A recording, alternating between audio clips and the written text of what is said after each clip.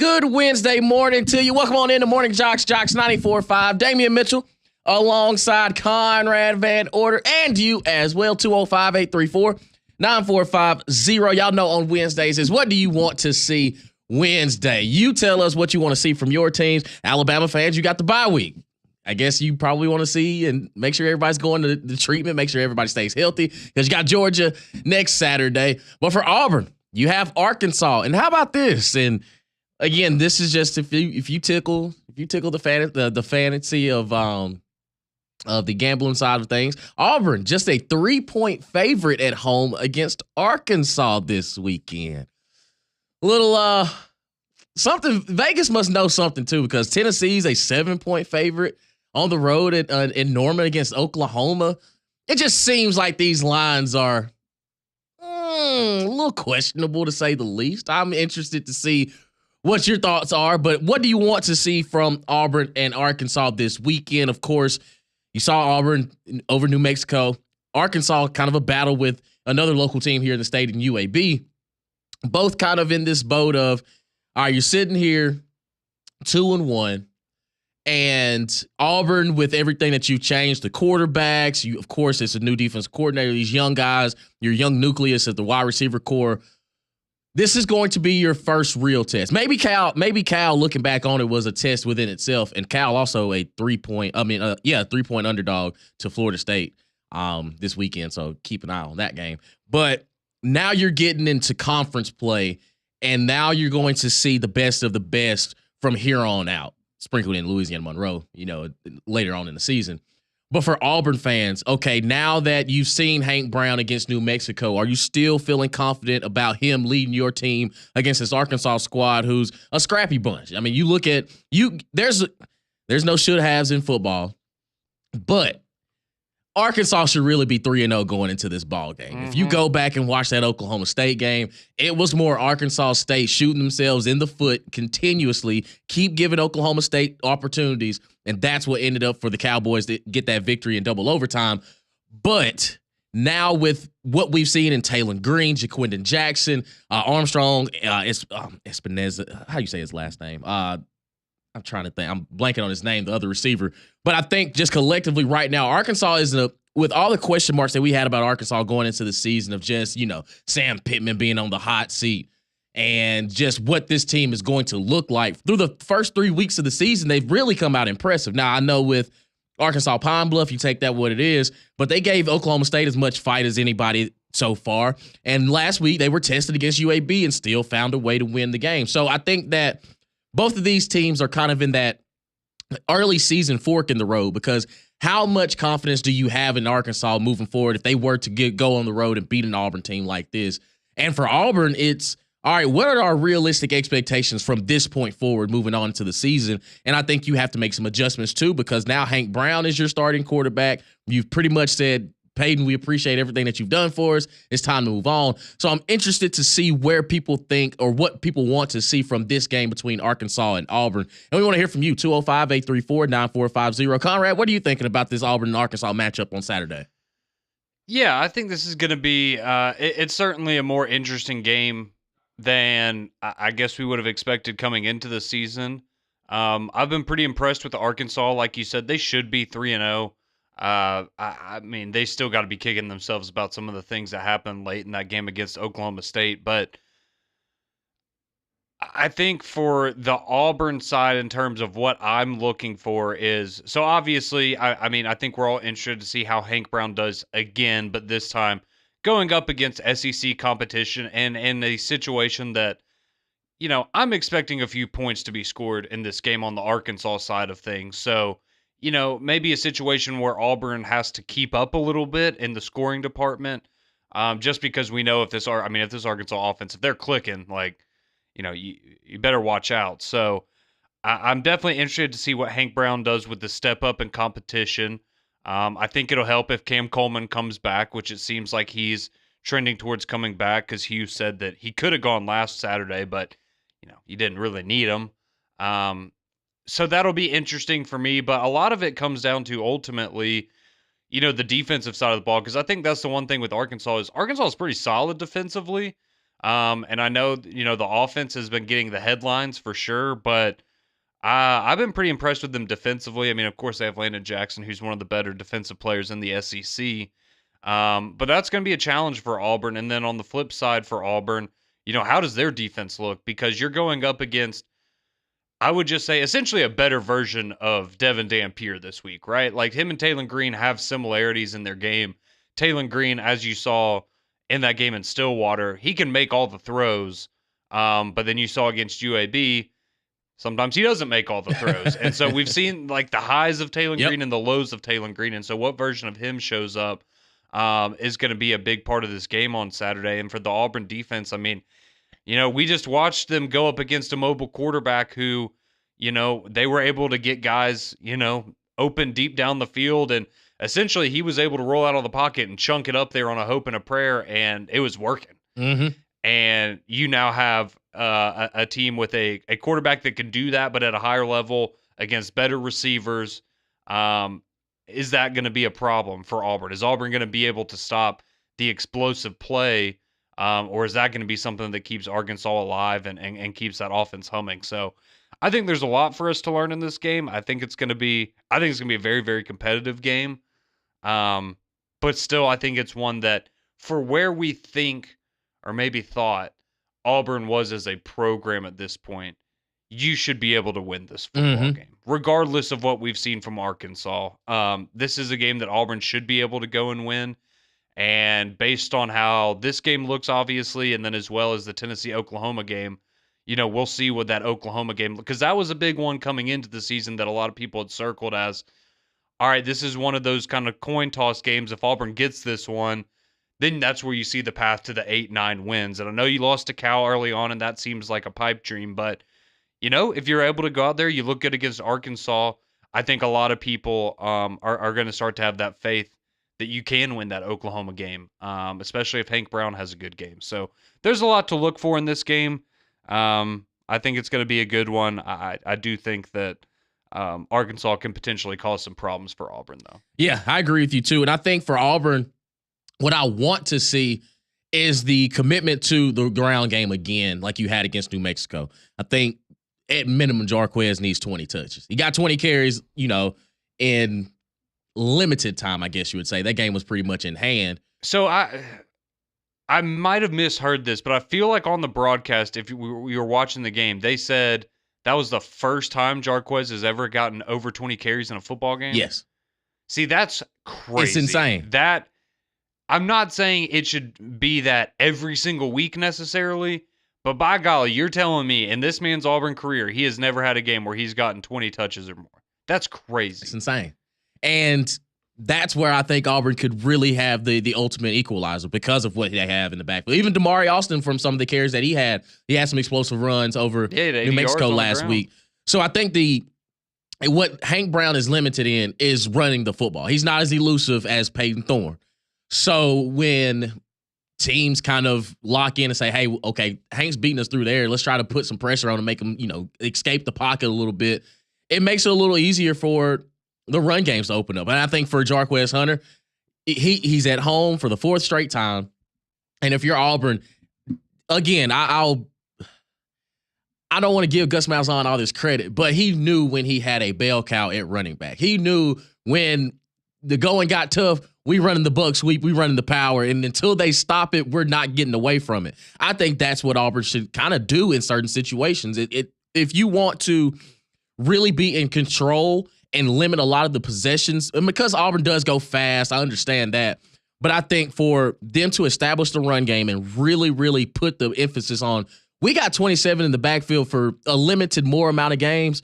We need to make sure we get the best tape out there for him, because to me, he can be the offset of what Jaquindon Jackson has done the first 3 games of the season. He's kind of one of those guys that's been under the radar the first couple games of the season because he's had over 100 yards in pretty much every one of them, and he runs hard. He's low to the ground. He's physical. He's got some juice if he needs to get up in the open field. I just think that this matchup between Arkansas and Auburn is kind of interesting because I'm interested to see what Bobby Petrino plans to do. Does he make a point that we need to get Taylor Green the ball. Almost very similar to what Alabama does with Jalen Milroe. Are there going to be quarterback design runs for Taylor Green to kind of keep that defense on their toes a good little bit and then hit them over the top when they have the play actions? How patient are both of these teams going to be in the run game and truly attack it? Because I think Sam Pittman, he's one of the coaches. All right, we ain't got to finesse it anymore. We know when it gets down to about 4 minutes left in the game, if we got a 3 to 7 point lead, we gonna ground and pound this thing. And I feel as Auburn has the talent to do that as well, but also their receivers are going to be the difference makers. So if Hank Brown continues the same thing that he did against New Mexico, it's going to be interesting to see how this Arkansas secondary is going to play these guys, especially if Cam Coleman comes back. Yeah, I mean that's again when you're playing to Jarquez, I think you're playing to your strengths. But your wide receivers are also your strengths right now as well, and so having that, and I think that's the key. Is we've heard Hugh Freeze talk about it a few times already this season, and it's just finding the balance offensively. Because I understand, coaches love saying, well, you got to take what the defense gives you. And I get that. But you also, to a certain point, like, you need to dictate the style of game. You need to dictate the flow of the game, especially at home. And, like you were saying, if you can, personally, I would say the Arkansas offense is more explosive than the Auburn offense right now. And you want to find yourself in a situation where, you do want to limit the number of possessions that they have, because they also, while they are explosive, they can run the ball really, really well, as you're talking about with Jaquindon Jackson. I think we all know what Taylor Green can do with his legs. But, I mean, those two guys through the first 3 games are averaging over 200 yards rushing a game combined. That can be a problem, and that can grind out a game. So if you're able to do that as well on your side of things and kind of, just control the pace of the game a little better, I think that's something that certainly works in Auburn's favor, because I'm not saying that he can't do it or that it's impossible, but I don't think you want to start off SEC play where you're in a situation where, let's say, you're down 10 and Hank Brown feels like he has to press, right, to get you back into that game, especially in front of your home crowd. So if you're able to kind of eliminate that, I think that's something that's big for Auburn going into this matchup. But I'm excited for this one, man, because, again, like I said at the beginning, coming into the season, this game was an afterthought. It was, okay, all right, Auburn's going to go get their first SEC win. Great, let's move on to Oklahoma week. And now this game looks completely different than it did coming into the season. So we'll see if Hank Brown can do it against the SEC, or if Arkansas is maybe even better than we had kind of seen these first couple weeks. Yeah, and when you look at just the SEC slate of games on Saturday, Florida versus Mississippi State, that game at 11 o'clock. Ohio goes to Kentucky at 11:45. UCLA, I've completely forgotten about, their Big Ten representation. They're taking on LSU. I was about to say 2 California schools for LSU already. Yeah, buddy, they're doing their LA World Tour. Arkansas, of course, taking on Auburn. Vanderbilt travels to Columbia, Missouri to take on Mizzou. That on the SEC Network at 3:15. Of course, the big matchup, Tennessee and Oklahoma. Bowling Green takes on Texas A&M. Akron travels to South Carolina. Georgia Southern takes on Ole Miss. And Louisiana Monroe travels to the number 1 team in the land, the Texas Longhorns. So we want to hear from you. What do you want to see from your team on Saturday? 205-834-9450. You can text or call in. We'll get your reaction on the other side. Keep it locked right here on Morning JOX and JOX 94.5.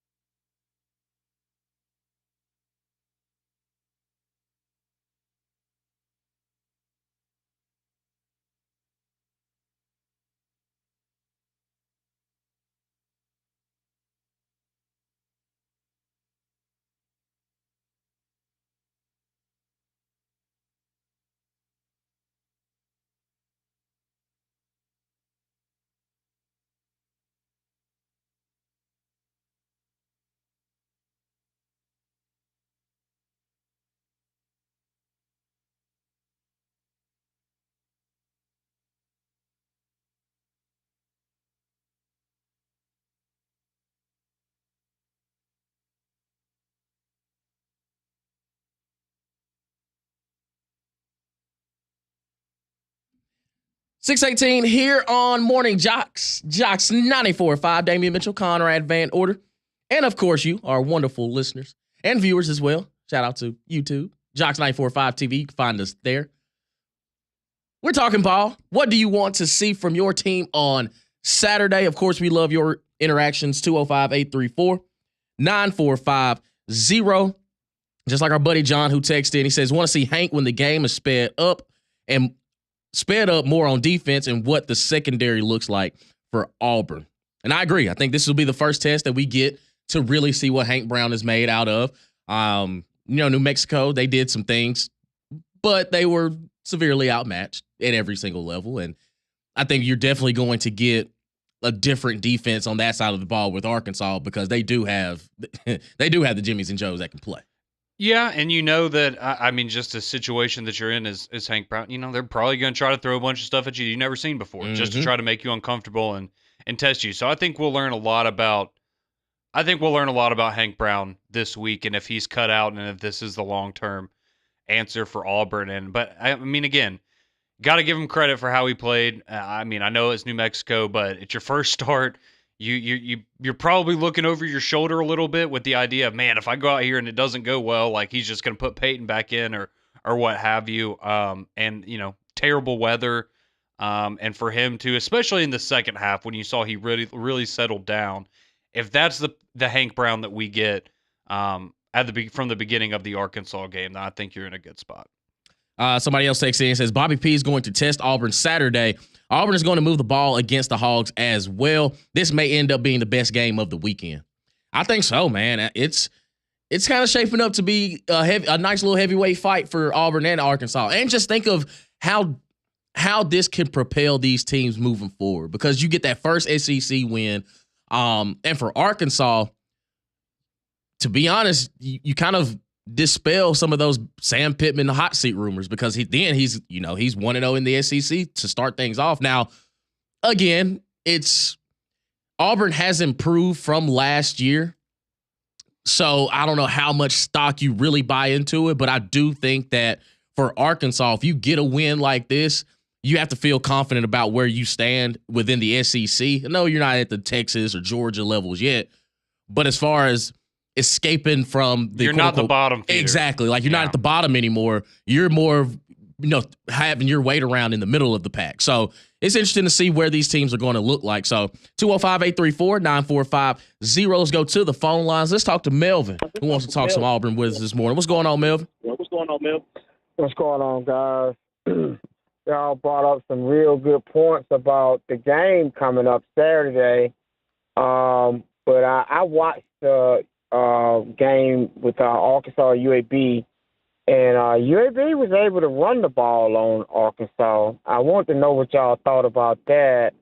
And Hank Brown is going to really, get tested this week, against SEC competition. But if we're able to run the ball, I'm with y'all on that, man. Jock Webb should get 20 to 25 carries, and that's going to help Hank out, I think. But defensively, I hope we can get Can Lee back when I start in corners. But before I want to end asking y'all, don't y'all think playing against that guy Dampier for New Mexico State, because he's done a lot of running around and making a lot of plays, do you think that kind of was good preparation for us going into Saturday? Enjoy the show, guys. Thank you. Yeah, appreciate you, Melvin. Yeah, no, that's what we were kind of talking about that earlier. I do think that playing Dampier last week helps because it gives you kind of an idea of the mold of quarterback you're going to face in Taylor Green. Again, Taylor Green is better than Devin Dampier. He's more dangerous than he is. But again, a lot of those scramble drills, a lot of those times he's just rolling out and buying time. Trying before he steps out of bounds, and he's just able to, chunk it up, and you turn around and New Mexico has two receivers behind the entire defense. You need to limit those kinds of things. But last week, you have stuff on film that you can go back and go, if we don't fix that, that's going to happen to us again on Saturday, except instead of it being, a big 40, 50-yard gain like it was against New Mexico, you're going to see the other team in the end zone. So I certainly think that maybe was a favorable matchup for Auburn leading into this game to get to look at a quarterback similar to Taylor Green. Yeah, and to your point, yeah, Taylor Green, from what I don't know whether I just didn't really know what to expect from him. And then when I watched him against Arkansas Pine Bluff, I'm sitting there, okay, he's got some juice. He's a little bit faster than I thought. He got some long stride. He gets out. And some of the throws that he made were spot on. Then against Oklahoma State, you kind of saw some woes. Oklahoma State was able to put some pressure on him, make him get the ball out a little bit quicker than expected. And I think for Auburn, that's what you really need to do is put some pressure on him. And, Melvin brings up a good point with UAB being able to run the ball a good bit against Arkansas. And that's where I think the key needs to be. Like I said, we talked about Jarquez Hunter. He's fumbled. He's fumbled a little bit. He's got a little, you want to make sure you protect the football. But I do think you have to get him in that 20-touch, 25-touch range because to me, he's your most experienced explosive player that you have. And also, I mean, he's the OG. He's the guy that is carrying this offense when his number is called. So I think you make it a point to run the football, to loosen up everything for Hank Brown, make it easier, make the throwing lanes a little bit easier. So, bring the defense in when you run play action because you're having success with 27 and Damari Austin running the ball at a high level. So I think there has to be a true emphasis of we want to run the football, not an RPO, just a straight up inside zone, outside zone, duo, stretch, whatever you got. Run it and make sure they honor it because of how much success I expect them to have in the run game. I was about to say, and sometimes maybe if you are giving an RPO look, you go in the helmet and you say, I know what this looks like. You do not have the option here. This is not a read play. This is a you are doing this kind of play. Because I think there were times maybe in the Cal game where you looked at that and went, okay, well, maybe you should have just told him what to do. But yeah, I think it'll definitely need to utilize Jarquez. Definitely going to help out Hank Brown. And I just, again, when you have a game like last week and it's the first time you give somebody 20 carries and they go out there and run for 150 yards, I think that's a good way to look at the next week and go, I know where we can pencil in 20 plays right now for the game plan next week. Yep. It just seems like if it ain't broke, don't fix it. Exactly. 205-834-9450. Let's continue on the Jocks phone line. Let's go to Wardam. Don wants to talk some ball with us this morning. What's going on, Don? Hello, fellas. Good morning. What's happening, brother? Hey, Melvin brought up some good points, and they give you some injury updates. I was just reading while I was on hold. It sounds like Coleman's going to play. And here's the big news. It sounds like we're going to get Tutal Miller back on our offensive line. And fellas, I agree with you. We got to run that. To me, we need to run the ball to keep the ball away from them. And I think Jarquez needs to get 25 carries. I agree, 100%. And everything, and Melvin's right. UAB did move the ball against them, so. This could be what is? By the way, guys, what's the over/under on this game? 58.5. Yeah, that's what I thought. Me and Crimson Convict were talking about that yesterday. I think you're going to have about a 35-31 game. And Damien, I know I said something yesterday, and I shouldn't have said. Auburn's not going to get beat. We're going to win this game. Nah, I've already heard you literally say. Don, you're that down bad? No, he straight up said it because I asked him just just getting there. Hadn't even been there 3 minutes. I was like, hey, man, what do you think about this Auburn-Arkansas matchup? Oh, I think Arkansas is going to beat us. Boom. Well, I've changed my mind, okay? Had to sleep on it. Sometimes you should just stick with your gut, Don. I had to sleep on my comment a little bit, guys, and I said I can't do it. Auburn's gonna find a way to win this game. My crowd's gonna make a big difference in the game. And I hear the weather's gonna be nice, so Jordan Hare needs to be rocking, fellas. Yeah, man. Just like it was against Cal. I'm trying to think. The last time Arkansas came to Jordan Hare, it was not rocking. That was not a pretty game. It wasn't. I went to that game, and I think I've already told you guys that was the last game Brian Harsin coached for us. Yep. And you walked out of the stadium knowing that day he was going to get fired. As a matter of fact, me and my buddy said, I'm sick of this. We left the third quarter, and I think we had about 15,000 people left going into the fourth quarter. They ran, Jefferson and what was their running back's name that year? They Rocket ran Sanders. They ran up and down the field on us all day long. Yeah. All day long. everything. So hopefully that won't happen this week. But I am scared up about their offense. But I think we're going to get Kalen Lee back. It sounds like, but the guy that concerns me that has not had a good year that was really good last year, Keontae Scott, has not had a good year this year at all. And speaking of that, I think you might see Malcolm Simmons back there returning kicks. And I'm hearing I was that. about to say Keontae Scott got to work on the kick returns. Yep, but I think you also, speaking of Malcolm Simmons, I think you're going to see a bigger role with him on offense. I expect to see some jet sweeps with that kid. I'm starting to get a better feeling about this game, Damian. That's good. I mean, you the one that told me that Arkansas was going to beat them. I was just going to let you. I said I was just that. going to let you talk, but dog, go Sometimes ahead. you just got to sleep on it, Damien.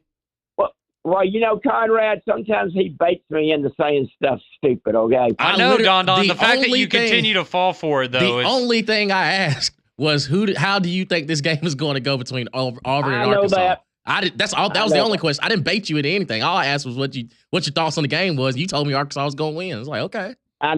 That's my excuse for saying something stupid, Damian. That's okay? right. Like, I ain't bait you into anything. I was just trying to read the room. Hey, by the way, man, good to have you a member on that new little SEC garbage mouth, man. That's a lot of fun on there, man. Absolutely. Stop giving free plugs, but we appreciate it, big dog. Hey, always good to hear from you. 205-834-9450. Nick, Ronnie, we see you on hold. Make sure we give you ample amount of time when we return here on Morning JOX and JOX 94.5.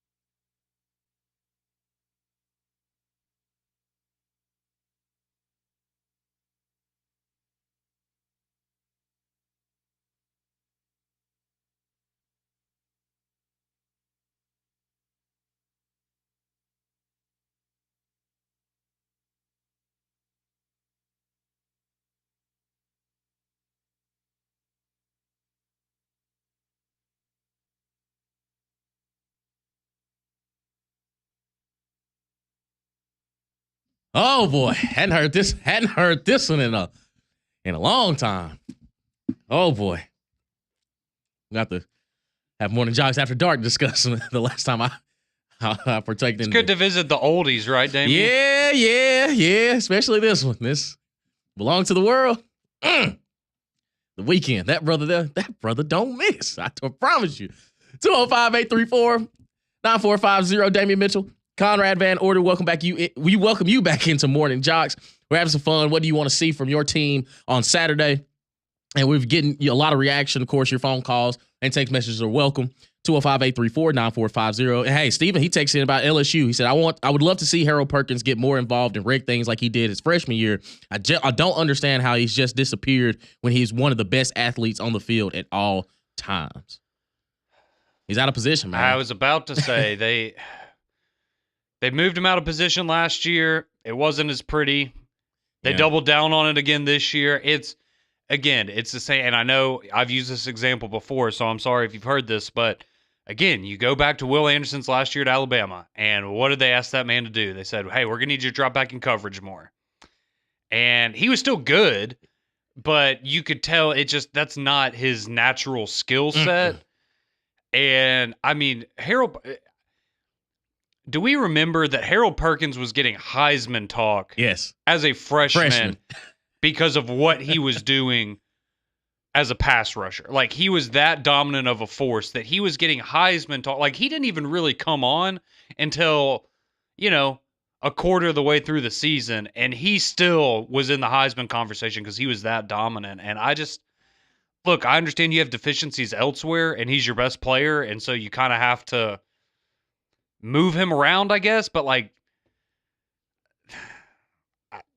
I mean, at this point, I'm sorry, the defense isn't that good. So, at least let him go back to his natural spot and, let him cause problems. Exactly. Because I can't say that your defense is going to be worse when you have him coming off the edge every down as opposed to him dropping back in coverage half the time. It just doesn't. That one is still very perplexing. And, again, you go back to, I remember when we were voting for SEC Media Days, and we're sitting there, and I'm talking to some of the people as we're filling out our ballots, and we're like, there was a point where a couple of us were like, what are we doing with Harold Perkins? Because if he played his natural position, I mean, I don't think there's any doubt he's the best defensive player in the conference, but he doesn't play that position anymore. So it's kind of hard to predict what kind of a season he was going to have. And I mean, it's just, It's not the same. And I'll tell you this, even going back to that South Carolina game, and, he wasn't quite as dominant as he'd been, though, especially in that Kentucky game, but you go and you look at a guy like Dylan Stewart, and I know it's not an apples-to-apples comparison, but you go and look at what a guy like that's doing in the South Carolina defense, and you just go, why are we not getting that from Harold Perkins? Why are you not using him in a similar way if you're LSU? It just seems like you're kind of wasting him a little bit. Yeah. Somebody takes in and says, Harold Perkins is 6 foot 220. Have y'all saw him coming off the edge recently? He gets manhandled. I mean, because he doesn't do it every day. He's playing in the box now. He's an off-the-ball linebacker. Now, if he was a stand-up edge like he was his freshman year, we would have. I genuinely think we would have the same conversation about him the same way we talk about James Pierce, because he does set the edge. It's not. I mean, to me, I think it's more of a Brian Kelly issue of, okay, to your point, your defense is already bad. You've got your best player kind of in an unnatural position. Why not get him back on the edge and say, hey, we at least know one part of this defense is going to be okay? Because guess what? That's going to help the rest of the defense. Exactly. If you're constantly getting after the quarterback, it's only going to help the rest of your defense. Absolutely, man. 205-834-9450. Oh, kind of a hot take right here. Somebody texted in and says, calling it now. If Tennessee goes into Norman and embarrasses Oklahoma, Heupel will be at Oklahoma next season. That seems kind of backwards. I feel like he's probably good. I understand it's hard for people to turn down their alma mater. And right. I get that allure. But it's not... this to me is different than, and I know, Lane Kiffin wouldn't be going home, but when you talk about, Lane Kiffin, should he stay at Ole Miss or go to Florida? You're better off at Ole Miss right now, but I think in the grand scheme of things, we would all agree that the Florida job is better than the Ole Miss job. I don't think that the Oklahoma job is necessarily better than the Tennessee job now. Now, exactly. Now, 5 years ago, yes, yes, we're having a completely different conversation. But right now, I mean, You're building this thing all the way. You have built Tennessee back up to where it is. Why would you leave now? You're going to raise ticket prices by 10% and then leave? And then leave. You can't do that, man. Yeah, that's just bad business. The fan base is already mad. I thought they'd be like, oh, yes, okay. No, they're mad. They're winning, and they're still like, I don't want to pay more for that. And you're going to do that and then leave and go to Oklahoma? Right, they're sitting there. Butch Jones would never allow this to happen. Derek Dooley wouldn't allow this. I hope Nico speaks Norman, because like otherwise you're not leaving that guy in Knoxville, right? Like there's no way. No way. It's gonna be like Caleb Williams and Lincoln Riley. Like, hey, if I'm going to Oklahoma, I'm bringing some other people with me, big dog. Oh man, I don't believe Josh Heupel's gonna leave Tennessee. I mean, I know Oklahoma's his heart, but maybe in the future, but just right now, like I also think Venables is gonna stay. Like I don't think this year is going to dictate whatever they do. They signed him to a new deal. Exactly. Like that buyout money's going to be ridiculous. Yeah, they're not getting rid of him. And I don't think he's a bad coach. I just think, Oklahoma's about what I expected them to be coming into the conference. Exactly. Like they're going to be good, but I don't think they're going to be, they're not on the level of a Texas coming in. Not at all. Hey, Bama Hater woke up and he heard our Perkins discussion. He says, it's not Perkins, it's dumb coaching. Taking him out of his element is like asking Dennis Rodman to shoot threes. But I agree with him. It's you don't even have him in his natural position, yet he's not as impactful as a player anymore because you're asking him to do other things. It's when he set the edge, when he was an edge guy, we knew exactly what we're getting from 4. Well, now he's 7, but we knew exactly what we're getting from Harold Perkins there on the edge. It's just now he's an off the ball linebacker that has to do everything. So when you go back and I just look at, and I understand, like, it's a different situation, like, but when he goes to because this is, like, he's still going to be a first-round pick in the NFL draft, and then we're going to watch him next year, and you're going to go, oh, well, if they just did that with him, then they would have been much better off. Because, you look at, I don't know if anybody else watched that Sunday Night Football game with the Texans, dude. Will Anderson was a problem, and he looked like, oh, that's the Will Anderson we saw at Alabama his first few years, and I think you're going to have a similar thing with Harold Perkins next year. Absolutely. Let's continue on the phone lines. Let's talk some ball. Ronnie wants to talk some ball with us this morning. What's going on, Ronnie? Damian, what's going on, comrade? Man, I'm the one that called after the week 1 win against Alabama A&M, and I was on my high horse talking about how we're going to meet up with Georgia, and the show was ending. And comrade I was remember. like, are you serious? He was like, are you serious? And he was like, Auburn fans, listen, one game at a time. Okay, well, I'm telling you, I've been hit in the chest, and I'm a lot more humble fan now. So hey, that's good, man. We all need a piece of humble pie every now and then. It's all right. We have to have it, man. We have to have it. So I'm going to make a couple of points, man. I'm going to let y'all get back to it. But did I hear y'all say that Jarquez Hunter has never had over 20 rushes? That was the first time last weekend. First time ever. That doesn't even sound right. It doesn't make sense. Exactly. We've got a horse, and we've never ran that guy over 20 times. Well, I can tell you like this, Hugh Freeze. If it's working, it's working. What we need to do is establish the run and establish it early, because what I would like to see is my freshman quarterback getting what I would like to call third and comfortables. Let's keep him in 3rd and 2s, 3rd and 3s, 3rd and 4s. But guess what, Hank? If you see a shot out there, let it go. Now, I honestly believe that our run game is number 1, and our receiving core competes with that at number 1. But if we establish the run game, I think we've got chances for shots. With Cam Coleman coming back, Perry Thompson, Camden Brown, I think we could really find shots. But it starts with getting the running game established and get it established early. Absolutely. I agree with you 100%, Ronnie. Yep. So I appreciate y'all, man. I'm a much humbler Auburn fan now, so you don't have to worry about me one game at a time. And let's take care of business Saturday with Arkansas, man. Absolutely, man. Ronnie, we appreciate you as always. Feel free to call in anytime. I was about to say, it happens to the best of us, man. There's nothing, but hey, you called in, you owned it like a man, and you acknowledged that, hey, we all fall victim to it, man. We all get excited these early season games where you just obliterate somebody and you're like, man, I think we might win the national champion. Everybody does it. So there's absolutely nothing wrong with it, but you got to be able to acknowledge when, hey, it's a long season. It is. Got to take it a game at a time, as Ronnie said. Absolutely. Let's go to Nick in Greenville wants to talk with us this morning. Nick, what's going on, brother? Morning, guys. How we doing today? Hey, man, ain't no complaining this way, brother. I heard that. I think Ronnie's got a good point. We should change Auburn's slogan to one game at a time. Die hard Auburn fan, but it's rough the last couple of years. But what I called to talk about this morning, I think people are kind of dismissing the fact that Hank Brown's first start was in the rain and nasty weather and no interception. Yep. That's hard to do for a seasoned quarterback, and then you throw a freshman in there. It's a lot more impressive than I think some people are kind of giving it credit for. But my biggest question is, what happened to our secondary? Yeah, they look lost out there at times. Oh, man. It did, and last year I remember Eugene Asante. His name was called every play, and now he's like an afterthought. Like, oh, hey, he is in the game. Mm-hmm. I don't know how we took such a step back, because as bad as our offense was last year, and it was, our defense kind of kept us in a lot of games that we shouldn't have been in. But this year, I mean, I know we lost some guys, moved some people around, but man, I did not expect that drop off on the secondary and the line. Not the way it is right now. Yeah, I think that.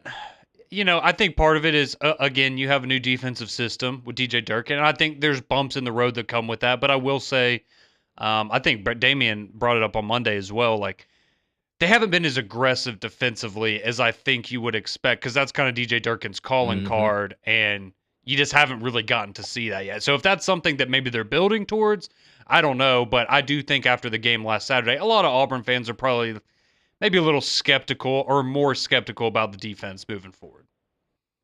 Yeah, and again, for as bad as our offense has been the last couple of years, our defense has always been something we can kind of hang our hat on and say, okay, well, we're going to at least keep it interesting.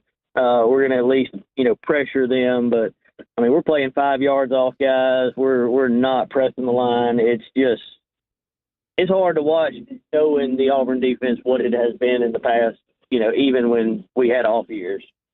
Absolutely, man. Nick, we appreciate you, brother. Feel free to call in anytime. You as well, Montrellis. We see you, big dog. Hold on through the break. Make sure we get to you. 205-834-9450. We continue with your text message, your calls, as wrap things up here on Morning JOX and JOX 94.5.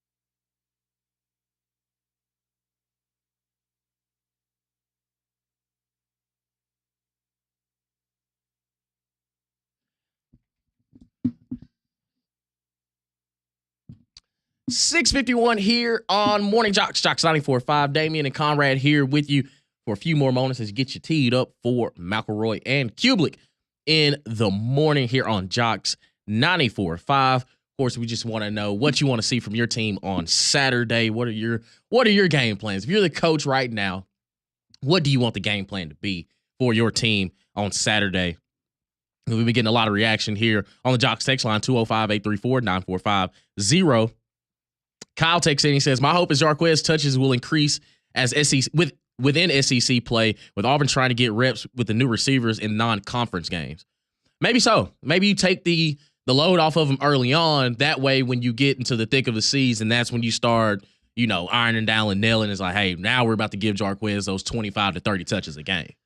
I think that's a good train of thought if it happens, because that makes a lot of sense. Like if that's your plan is, all right, we want Jarquez to be fresh for the bulk of SEC play. I totally understand that. And you want to build momentum with the receivers, especially, I think we all knew that Alabama A&M game, like they knew what the fans wanted to see. They wanted to go out there and show off the new weapons, and that makes sense. So I think that's a good train of thought. We'll just see if that's, actually was the plan, or if that just, because it sounds nice.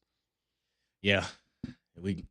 The reality of it might be a exactly. completely different thing, but we got to see it. Sounds nice. It does. Yeah. Indeed. Let's go back to the phone. Let's talk to our buddy Montrellis. Wants to talk some ball. What's going on this morning, big dog?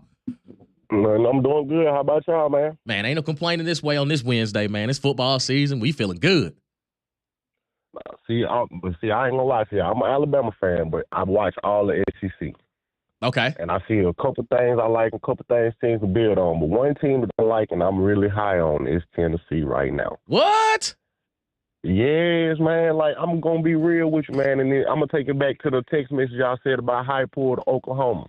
That would be bogus because you just got this freshman quarterback in and he has been lighting it up.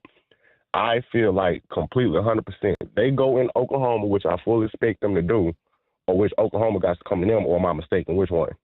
They're going to Oklahoma. Yeah, they're going to Oklahoma. Okay, and that makes it even better. If he does what I expect him to do, he is going to be in the Heisman talks.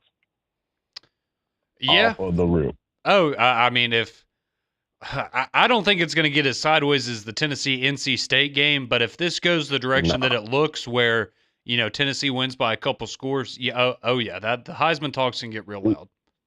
Easily. And then, so with that being said, I can see, Conrad, man, you Bama fans, but I can see Tennessee walking in, us going in on Tennessee, and Tennessee 6-0.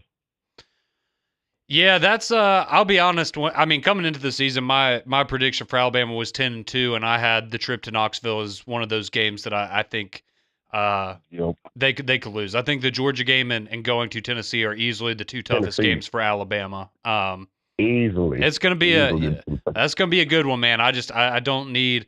I'm glad Jalen Hyatt's there, man. I just don't need to see somebody catching 5 touchdowns in Neyland Stadium again. Oh man, that killed me that year. I wanted to punch the TV. It was rough, man. It was rough. But with that being said, I'm finna get in here to work, man. Y'all have a blessed day. You as well, brother. Call back anytime. Appreciate you, man. Hey, let's go to Joe in Hoover real quick. Got about 30 seconds, Joe. What's going on, brother? Hey, what's happening to Jaheim Otis? What's up with him? Is he hurt or what? No, I don't. He's not hurt. I'll be honest with you. I don't entirely know, because I know he spent a lot of time in the offseason. He slimmed down a lot. If you've seen him, he just hasn't been the same player. I know he was dealing with injuries all last year, and he seemed like he was finally healthy this year and going to have a bigger role, but it just, it hasn't been the same with him. But when you got, the Tim Keenans and LT Overtons of the world and stuff covering for it, it makes it a little more manageable. But yeah, they need to get him going. Yeah, he was a stud last year. Oh, you're a stud. Yeah, he's got to figure something out. I don't know what that was. Oh, I appreciate it. Oh, absolutely, Joe. Call back anytime, brother. I know what was going on right there. Mac Cube in the morning, they're next.